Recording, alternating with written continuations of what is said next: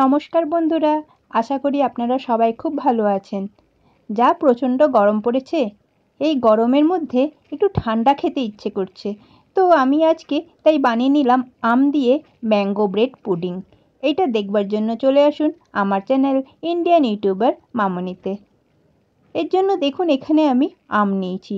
আমগুলোকে আমি ছোট পিস করে কেটে নেব। তারপরে এটার জন্য আমি 1/2 লিটার দুধ নিয়েছি। এবার 1/2 লিটার দুধটা যখন উষ্ণ রয়েছে তখন এটাকে আমি একটা বাটির মধ্যে 2 চামচ কাস্টার্ড পাউডার নিয়েছি। সেই কাস্টার্ড পাউডারটার মধ্যে দিয়ে ভালো করে কাস্টার্ড পাউডারটা গুলে নেব। দুধটা কিন্তু বেশি গরম হওয়া চলবে না।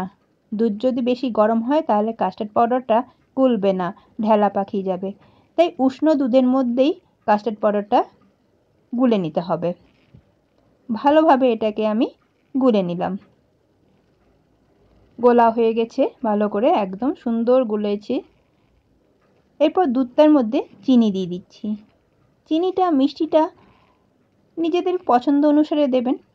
ভালোভাবে দুধটার মধ্যে মিষ্টিটাকে চিনিটাকে দিয়ে গুলে নেওয়া হয়েছে।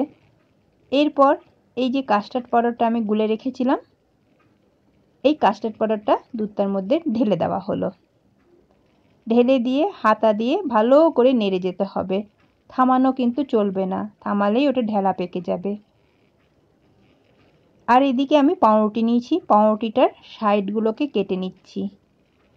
ব্রাউন দিকটা যে হয়, ভালো করে ব্রাউন দিকটা পুরোপুরি কেটে নেওয়া হচ্ছে। এটা পরে আপনারা আবার কাজে লাগিয়ে নিতে পারবেন। এই ব্রাউন দিকটা দিয়ে ব্রেড ক্রাম্বস বানানো যায়। ব্রেড ক্রাম্বস, সুন্দর ব্রেড ক্রাম্বস তৈরি হয় এটা দিয়ে। চারটে সাইডকে ভালো করে কেটে নিয়ে পাউরুটিগুলোকে আমি 2 টুকরো করে নিয়েছি। দেখুন 2 টুকরো করে নেওয়ার পর একটা এখানে আমি কেকের যে টিনটা হয় এরকম সেই কেকের টিনটা নিয়েছি। ওটার মধ্যে পাউরুটিগুলোকে আমি ভালো করে একটা লেয়ার করে বসিয়ে দিলাম। তারপরে যে কাস্টার্ডটা বানিয়েছিলাম সেই কাস্টার্ডটাকে এটার উপরে আমি পুরোটাকে কভার করে দিচ্ছি। কাস্টার্ডটা দেখছেন তো, বেশি কিন্তু ঘন হয়নি, আবার বেশি পাতলাও কিন্তু নয়।